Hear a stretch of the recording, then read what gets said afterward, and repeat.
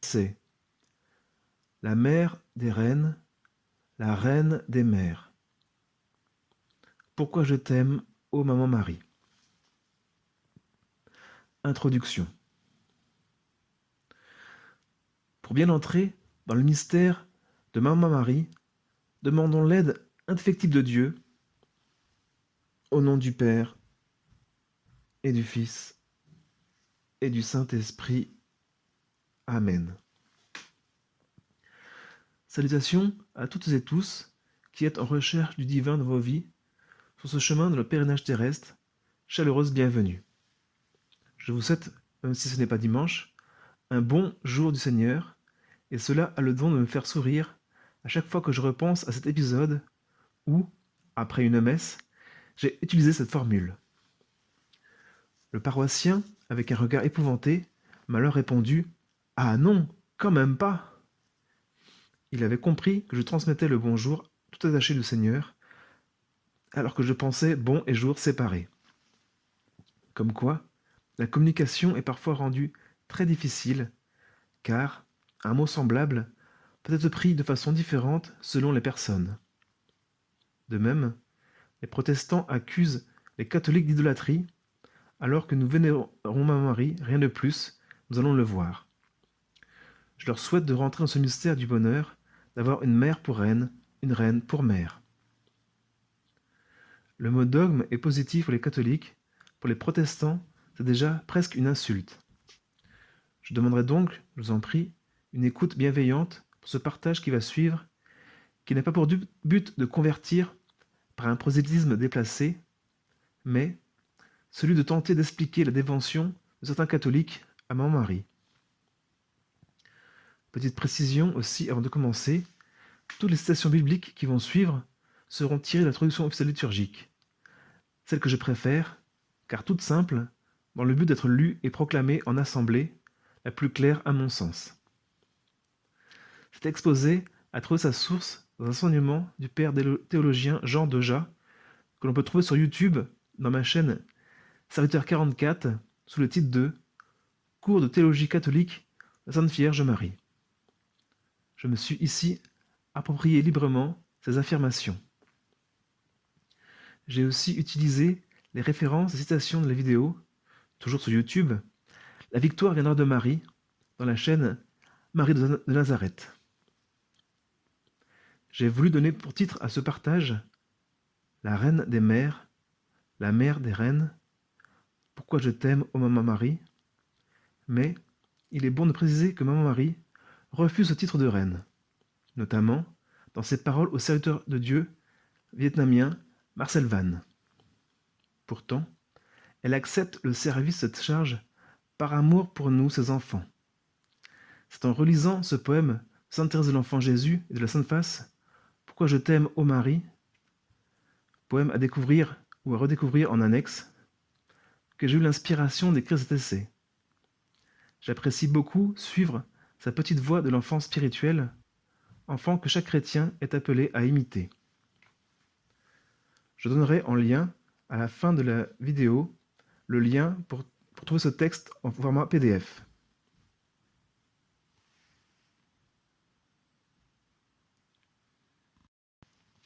Développement. Pour commencer, je voudrais souligner la place unique de Maman Marie dans l'histoire de l'humanité, à la fois fille du Père, épouse du Saint-Esprit et mère du Fils. Elle est donc la créature la plus proche de la Sainte Trinité. L'Église la proclame même plus élevée que les anges, leur reine à eux aussi. Pour nous les hommes, elle possède en plus de celui de mère et reine, de nombreuses dénominations que la foi et la dévotion populaire, à travers les âges, l'ont qualifiée. J'apprécie ceux d'avocate, de refuge des pécheurs, de réconciliatrice, de Notre-Dame d'Espérance, etc., etc. Ensuite, je vais m'intéresser aux prophéties de l'Ancien Testament concernant. À part bien sûr notre Seigneur Jésus-Christ, le plus cité, tout particulièrement dans les psaumes et dans le prophète Isaïe, plus d'une centaine de fois selon certains exégètes. En faisant une rapide recherche sur le net, vous pourrez trouver ces références. Minimes sont les personnages qui ont été comme lui dévoilés à l'avance.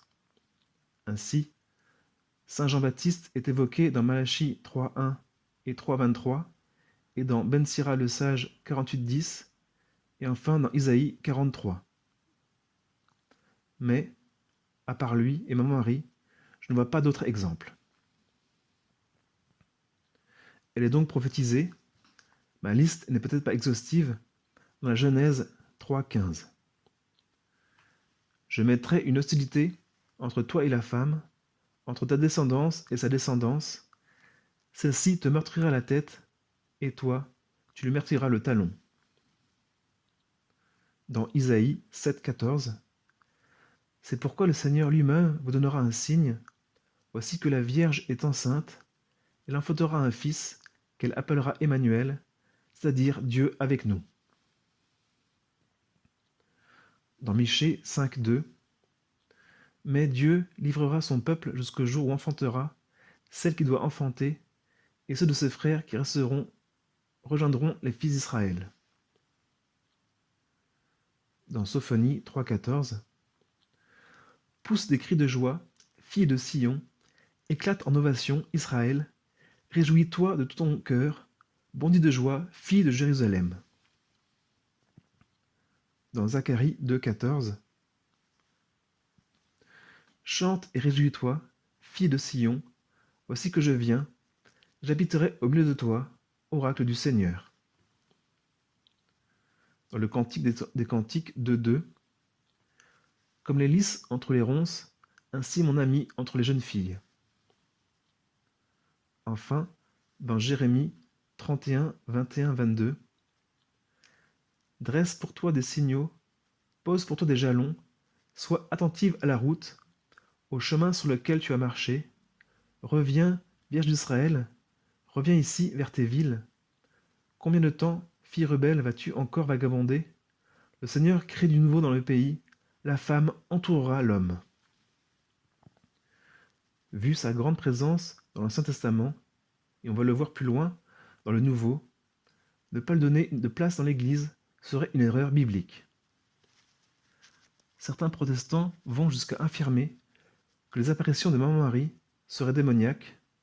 Je vois mal notre Seigneur et Sauveur Jésus-Christ laisser ainsi salir le nom de sa mère d'une telle façon.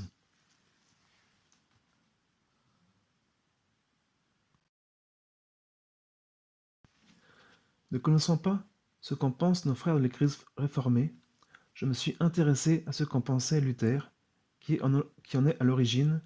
Il se trouve que la Sainte Vierge est apparemment assez souvent citée dans ses sermons, et qu'il a même fait un commentaire du Magnificat, Luc 1, 46-56, qui commence par ce verset « Mon âme exalte le Seigneur ». Dans cet écrit de Luther, j'ai trouvé ces différents qualificatifs que j'ai rapprochés un à un.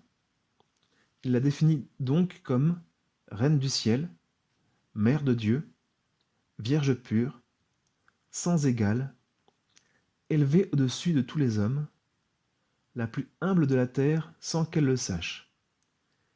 Il avait donc quand même, et on ne peut le nier, une certaine dévotion à Maman Marie, même s'il ne l'aurait peut-être pas dénommée ainsi.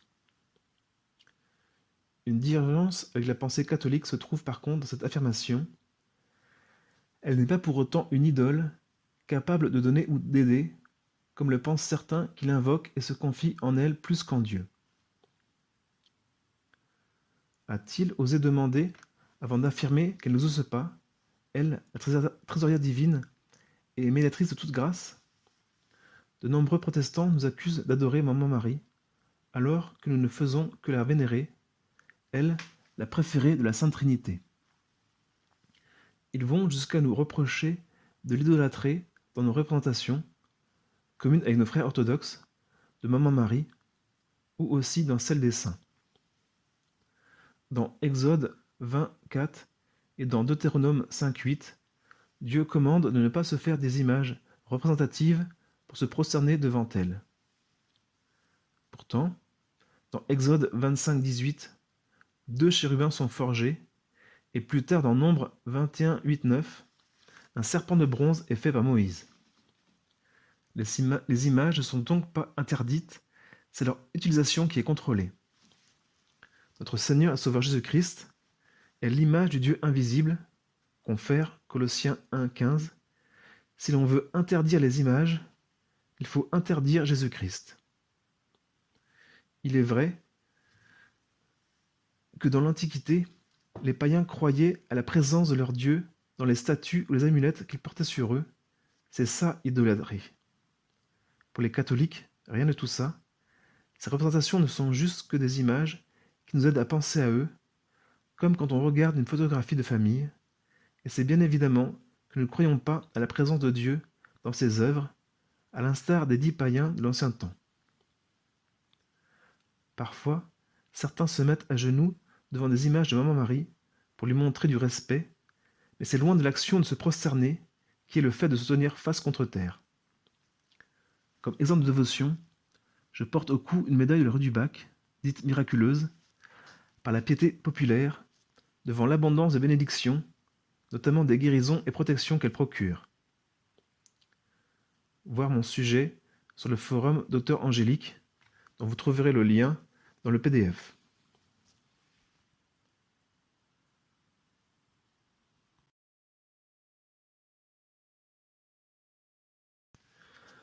L'évêque sollicitait au tout début à tiquer.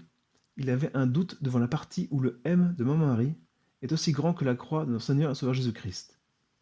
Il a répondu comme Gamaliel, Actes des Apôtres 5, 38-39, à peu près comme ceci. Si ce n'est pas de Dieu, ce sera un flop. Si c'est de Dieu, le succès sera là. Et dès le début de la diffusion de la médaille, ça a été tout bonnement incroyable. Ceux qui portaient la médaille avec foi, comme demandé dans les apparitions à Sainte Catherine Labouré, guérissaient en grand nombre de l'épidémie, cette maladie bien souvent mortelle, qu'est le choléra, qui sévissait en cette période en région parisienne. Alors, comment Satan peut-il expulser Satan? Confère Marc 3, 22, 30. La chapelle de la rue du Bac est ainsi tapissée de très nombreux ex-voto, qui sont les remerciements gravés dans la pierre des croyants envers Maman Marie pour une grâce reçue de son intercession auprès de Dieu. Ceci au point qu'il n'y a depuis longtemps plus de place libre pour en rajouter. Le lieu où j'ai été le plus frappé devant ces merci est celui de la cathédrale Notre-Dame-des-Victoires à Paris. De même, les médailles, scapulaires et autres objets de piété, qui auparavant auraient pu être considérés comme païens, ont été autorisés par les papes. Comme il est écrit, « Tu es pierre, et sur cette pierre je bâtirai mon église, et la puissance de la mort ne l'emportera pas sur elle. Je te donnerai les clés du royaume des cieux. Tout ce que tu auras lié sur la terre sera lié dans les cieux, et tout ce que tu auras délié sur la terre sera délié dans les cieux. » Confère Matthieu 16, 18, 19. Pour les catholiques, l'autorité des Saintes Écritures sont éclairées par les décisions des successeurs de Saint Pierre.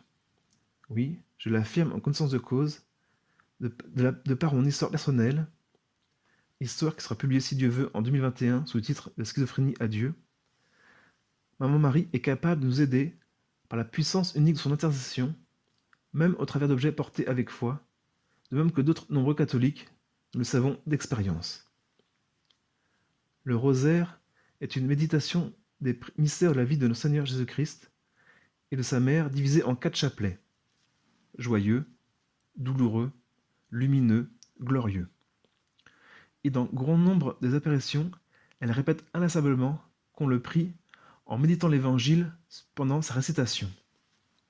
Cette prière apporte la paix, la sérénité et donne également de la force pour résister à l'emprise du mal dans nos vies. C'est grâce à la victoire militaire de Lépante, le 7 octobre 1571, contre les Turcs musulmans, que cette manière de prier s'est répandue et a donné le titre de Notre-Dame des Victoires à Maman Marie. En effet, fait unique, toute la chrétienté avait été appelée à prier le rosaire avant l'expédition, dont le succès tient du miracle, tant les forces en présence étaient disproportionnées et défavorables aux chrétiens. Certains protestants évoquent le démon pour expliquer les apparitions de Maman Marie et les faits merveilleux qui s'y rattachent. Notre Seigneur et Sauveur Jésus-Christ, dans l'Évangile, nous appelle à savoir reconnaître les signes des temps et à reconnaître l'arbre à ses fruits. Confère Matthieu 7, 16, 16, 1 à 4. Il affirme aussi que les guérisons ne peuvent venir du diviseur, car sinon son emprise ne pourrait tenir. Confère Marc 3, 24. À Medjugorje, Maman Marie, dans ses messages, nous fait le cadeau inestimable des 5 pierres contre le démon, qui sont, premièrement, l'Eucharistie, minimum vital tous les dimanches, si possible aussi en semaine. Deuxièmement, la prière quotidienne du rosaire ou autre. Troisièmement, le jeûne le mercredi et le vendredi, si possible au pain et à l'eau. Quatrièmement, la lecture de la Sainte Bible quotidiennement. Et, cinquièmement, la confession au moins mensuelle. La tactique de l'adversaire est de se cacher un maximum, de se faire tout petit, pour se faire oublier et même faire croire à son inexistence. À Fatima et à Medjugorje, Maman Marie a montré l'enfer aux enfants et enseigne comment échapper à ses griffes, à ses embûches, à ses pièges tordus. Dans les évangiles, Maman Marie apparaît en Saint Luc 1, 28 par la salutation de l'archange Gabriel. Je te salue, comble de grâce, le Seigneur est avec toi. Je note le comble de grâce, grâce sans laquelle il n'est pas de sainteté. L'Église en tire même la conclusion qu'elle a été remplie de la grâce divine dès l'instant de sa conception, et donc qu'elle a été préservée du péché originel, par ce fait méritant le titre d'Immaculée Conception, préservée de ce péché originel par grâce divine. Cela l'a préservée de commettre même le moindre petit péché dans toute sa sainte existence, et pourtant, j'imagine que l'accusateur a dû mettre le paquet pour faire chuter Maman Marie, et ceci sans un seul petit succès de sa part. Mais attention, notre Seigneur et Sauveur Jésus-Christ est le seul médiateur pour l'humanité tout entière, dont Maman Marie fait partie. Seulement, elle a été non pas rachetée par une rédemption purificatrice, comme le commun des mortels, mais une rédemption préservatrice. Elle a donc été rachetée, comme nous, mais ceci beaucoup plus profondément. L'Église nous enseigne aussi que n'ayant pas connu le péché, à la fin de sa vie, elle n'a pas connu la corruption et la putréfaction de la chair, mais une dormition et une assomption, montée dans son cœur glorieux directement au ciel. Ça n'est pas écrit dans la bonne nouvelle des différents évangiles, mais, un fait historique l'atteste, il n'y a jamais eu de relique de Maman Marie, alors que les chrétiens du 1er siècle avaient une dévotion extraordinaire à ces reliques de saints ou de martyrs. À la fin de la citation de Saint Luc, on peut lire aussi « Le Seigneur est avec toi ». Comment penser que Dieu aurait pu abandonner Maman Marie et permettre que le démon se cache sous son apparence et trompe le principal système religieux du monde qui compte le plus d'adeptes? Ce serait vraiment impensable que Dieu puisse laisser ainsi se tromper autant de croyants sans donner des signaux de danger capables de nous remettre dans le bon chemin. Dieu ne peut donc pas quitter Maman Marie, il est toujours avec elle.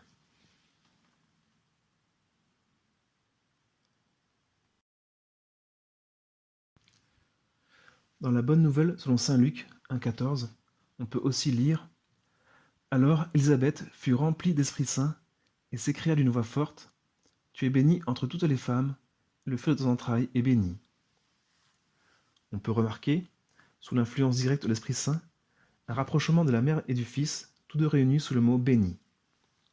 Chrétiens, nous sommes tous membres du Seigneur et Sauveur Jésus-Christ, tous incorporés en lui, et si le Christ est la tête de ce corps, Maman Marie en est, pour les catholiques, le cou.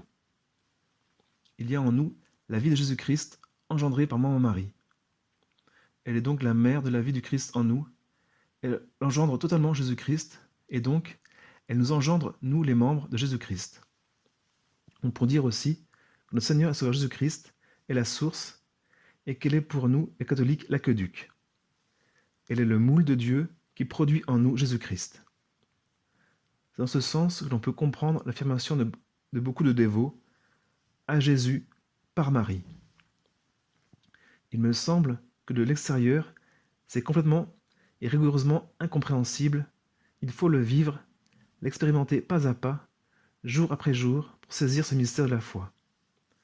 Elle est aussi la médiatrice universelle, la trésorière de Dieu, de toutes les grâces que nous recevons, qui sont une naissance de notre Seigneur Jésus-Christ en nous, et toute notre vie chrétienne est en dépendance filiale constante vis-à-vis de la maternité de Maman Marie. Ainsi, à la Sainte Eucharistie, où Jésus-Christ caché dans l'hostie vient en nous directement, Maman Marie nous aide dans cette communion, même sans recourir à son intercession, à le recevoir du mieux possible dans notre cœur par son aimante action. Cependant, par contre, elle est si humble qu'elle s'efface entièrement devant les chrétiens qui ne la sollicitent pas son intercession, mais j'imagine qu'elle ne doit pas les oublier dans sa prière continuelle pour l'humanité, ses enfants. Chaque instant de notre vie chrétienne doit être un fiat, un oui à la grâce, comme celui de Maman Marie, sans complaisance ni considération en nous-mêmes. Ceux qui acceptent ont en ligne de mire son extrême humilité, et elle nous éduque à répondre à l'amour divin d'un fiat, d'un oui, le plus complet possible, comme elle. Nouvelle citation de la Bonne Nouvelle encore selon saint Luc 1,38. Voici la servante du Seigneur, que tout m'advienne selon ta parole. Notre regard dirigé vers Maman Marie peut nous apprendre d'elle comment faire pour servir Dieu au mieux. Notre Seigneur Sauveur Jésus-Christ reste le seul médiateur. La médiation de Maman Marie n'est pas indépendante de la sienne, tout en elle vient de lui.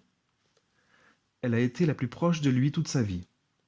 À Cana, on peut lire dans la Bonne Nouvelle selon saint Jean 2,4 « Femme, que me veux-tu? Mon heure n'est pas encore venue. » Loin d'être une phrase de mépris, comme certains l'interprètent, c'est un code entre deux, incompréhensible à l'époque de ses noces, uniquement que par eux deux. Maman Marie savait que l'heure H pour le Seigneur sur Jésus-Christ serait d'abord celle du Salvateur souffrant, des psaumes et du prophète Isaïe. Elle a été la seule parmi les disciples à comprendre les annonces de la passion de son divin Fils. Elle a donc été la plus proche de tous ses disciples et, à la croix, toute la foi du monde a tenu dans son cœur. D'où son nom de mère de l'Église. Même saint Jean n'y croyait plus, puisque c'est dit face au linge du tombeau vide. Bonne nouvelle selon saint Jean, il vit et il crut. Selon saint Jean 28. Dans la Bonne Nouvelle selon saint Jean 19,26, on peut lire « Jésus, voyant sa mère et près d'elle le disciple qu'il aimait, dit à sa mère « Femme, voici ton fils. » Puis il dit aux disciples « Voici ta mère. » Et à partir de cette heure-là, le disciple l'a pris chez lui. Ayant la volonté d'être à mon tour disciple de notre Seigneur et Sauveur Jésus-Christ, je me sens moi aussi appelé à prendre Maman Marie chez moi et à l'accueillir comme mère pour qu'elle m'apprenne à mieux suivre son Messie de fils. C'est la signification du mot disciple, celui qui suit. Dans le livre des Actes des Apôtres, on peut lire, chapitre 1, verset 14, « Tous d'un même cœur étaient assidus à la prière, avec des femmes, avec Marie, la mère de Jésus, et avec ses frères. » Il est significatif que la seule qui est citée par son nom est Maman Marie. Elle avait bien une place de premier choix au sein de l'Église primitive. Dans le chapitre 12 de l'Apocalypse de saint Jean, versets 1 et 2, on peut lire « Un grand signe apparut dans le ciel, une femme ayant le soleil pour manteau, la lune sous ses pieds, et sur la tête une couronne de 12 étoiles. Elle est enceinte, elle crie dans les douleurs et la torture de l'enfantement. » Tout le chapitre en entier peut être compris comme parlant du combat de Maman Marie et ou de l'Église.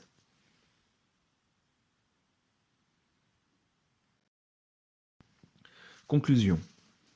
Voilà, pour conclure, j'aimerais ajouter que sur le forum chrétien d'Auteur Angélique, j'ai lu avec intérêt les messages scandalisés d'un musulman qui trouvait incompréhensible le titre de Mère de Dieu. En fait, elle est mère uniquement de notre Seigneur sur Jésus-Christ, entièrement vrai Dieu et vrai homme, mais uniquement fille du Père éternel. Recevoir Maman Marie dans son cœur, comme Mère du ciel, me semble donc une grâce, réception qui ne peut se faire que si on est ouvert finalement à elle. C'est sans doute pour cela qu'elle n'apparaît pas aux protestants. Elle ne peut pas, à l'instar de Dieu, forcer notre liberté. Ne pas vénérer Maman Marie ne doit pas être un péché à mon avis, puisque chacun dans la vie et encore plus dans la vie spirituelle, doit agir selon sa conscience, ce qui est respectable. J'ajouterai pour finir que si on se met à genoux en demandant son intercession, c'est toujours en contemplant l'action de la Sainte Trinité à travers elle. Elle ne remplace pas Dieu.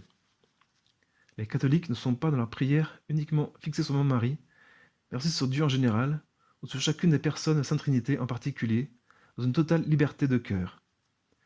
Je répète que je n'espère pas convertir par ce partage, mais expliquer le fonctionnement de la dévotion de certains catholiques à Marie, car tous les catholiques ne lui donnent pas la même place dans leur vie de foi. Je reste persuadé qu'unis, nous serons plus forts face aux diviseurs et que nos différences échangées avec respect sont une richesse trop peu exploitée. Vive l'unité dans la diversité. Merci infiniment de m'avoir suivi jusqu'au terme de cet exposé. J'espère qu'il vous aura bien édifié, comme il a fait pour moi pendant toute sa rédaction. Pour finir, j'aimerais vous partager la prière de la communauté charismatique du Chemin Neuf, dite à la fin de chaque séance de louange, dans le groupe dont je fais partie, qui se réunit une fois par semaine, hors vacances scolaires les mardis. Seigneur Jésus, toi qui as prié pour que tous soient un, nous te prions pour l'unité des chrétiens, telle que tu la veux, par les moyens que tu veux. Que ton esprit nous donne d'éprouver la souffrance de la séparation, de voir notre péché et d'espérer au-delà de toute espérance. Amen. Qui que vous soyez, d'où que vous venez, peu importe ce que vous croyez, fraternellement, je souhaite que le Seigneur soit Jésus-Christ vous bénisse, vous garde dans sa paix, au nom du Père et du Fils et du Saint-Esprit. Amen. En annexe, poème Sainte Thérèse de l'Enfant Jésus de la Sainte Face, Pourquoi je t'aime, ô Marie.